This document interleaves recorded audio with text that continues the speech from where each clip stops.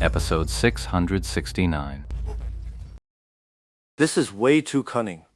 Tianan Singh was thoroughly frustrated. With the heavenly swords joining the fight, the enemy had seized the initiative and turned the tables, hunting them down instead. They scrambled to change tactics, only to find the enemy had already anticipated their move. Now the enemy had gone to ground, shifting from offense to defense, leaving them in a real bind. Scattering to search like before was no longer an option. That would just be throwing meat buns to the wolves, and not the kind you feed, but the kind that feeds on you. If they kept this bloated formation, their coverage was too small. The enemy could just slip right around them. The three guilds found themselves in a dilemma. At this point, only one path seemed to remain before them: abandon the operation entirely. After pouring in all that manpower, making such a big show of it, just to slink away with nothing to show for it. The three guild leaders suddenly felt like they were back in the 10th server, back in that situation where Lord Grimm had them completely stumped. They thought everything would be different once they reached the heavenly domain. But now they were in the heavenly domain, and it was still the same old mess. What about the other guilds? Chen Yehui seemed to remember something just then. Just here to watch the show, huh? Tian Nanxing sighed. A perfect chance to hunt Lord Grimm, and they hadn't hoarded that intel. They'd shared it with the other guilds. But with the three of them already on the scene and making a big show of it, the other guilds had pretty much settled into spectator mode. The three guild leaders understood immediately. In their shoes, they'd do the same. Taking down Lord Grimm was a shared, direct benefit. No need to rush. Everyone was perfectly polite about it. To end like this, I can't accept it. Spring Melancholy roared in frustration, but what else could be done now? Keep adding more people? Chunyi mulled it over. Chen Yehui, however, quietly took off his headset, then picked up the phone on the table. Yichu's in the game right now, leading that bunch who just jumped ship. The ones from Heavenly Swords, claiming they're gonna form a team or something, swaggering around like they own the place. Lu Hao set down his phone after taking a call, then turned back to speak. Those few don't seem like anything special. Sun Shang said flatly. But it's more than enough to handle the players in the guild. I heard there are 7 of them. They took out a full squad without breaking a sweat. A team of ordinary players? I could do that alone. Of course. I've got a few accounts on hand right now. Maybe we can send them a little surprise. Sun Shang's eyes suddenly lit up. Interested. Sounds interesting. Hey, this is a Battle Mage account card. A sly, triumphant look flickered across Lu Hao's face, and an account card, already prepared and waiting, was promptly handed to Sun Shang. In truth, before joining Excellent Era, Sun Shang hadn't specialized as a battle mage, but his skill with the class was still considerable.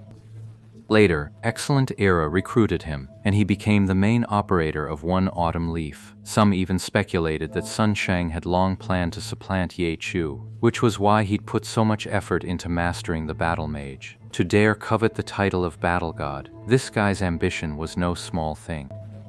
He's using a wild account right now. Even if you gave Sun Shang his actual class, he'd still perform at a top-tier level. But Lu Hao still gave Sun Shang a Battle Mage, a class he'd only started seriously playing halfway through the league. You have to admit, he'd already figured Sun Shang out pretty well. Giving Sun Shang an account with his original class, maybe he'd perform better.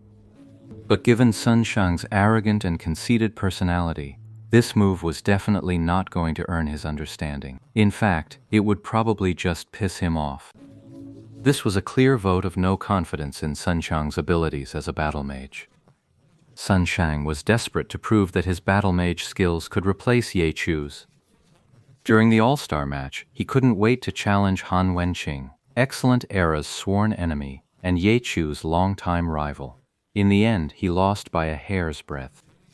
Given the situation, what made it worse was that this razor-thin margin had brought him nothing but humiliation, especially when Han Wenqing pointed right at him in front of everyone and said he wasn't a patch on Ye Chu. Sun Shang had lost, so he had no room to argue. He didn't lose his composure in the moment either, but his teammates knew just how furious he was after that match. for days afterward, he was completely off his game. This guy's nursing a grudge now, desperate to prove himself again, preferably in a way that leaves both Yi Chu and Han Wenqing with nothing to say. So Sun Xiang, who was usually arrogant and never took online games seriously, followed Ye Chu into the game. Among the crowd of onlookers last time, he was definitely one of them. He'd actually wanted to go down and fight Yi Chu back then, but Yi Chu didn't give anyone that chance, finished off Huang Shaotian and vanished on the spot, which left Sun Xiang pretty frustrated.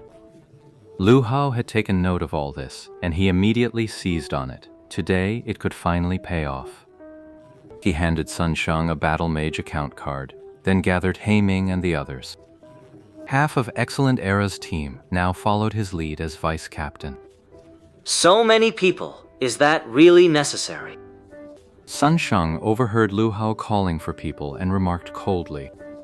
Hey, it's all in good fun. The more the merrier. Lu Hao, however, didn't dare to be overconfident. Of course, he wouldn't say that to Sun Xiang. He was afraid that saying so would provoke the arrogant man into refusing their help, which would ruin everything. After hearing Lu Hao put it that way, Sun Xiang indeed said nothing more. After contacting everyone, they logged on one by one, all max-level anonymous accounts naturally, in the heavenly domain. Liu Hao and Chen Yehui exchanged a quick word, then immediately began organizing the team. The characters were already parked together as if prepared, and the party formed swiftly: a battle mage, a spellblade, an elementalist, a striker, and a cleric.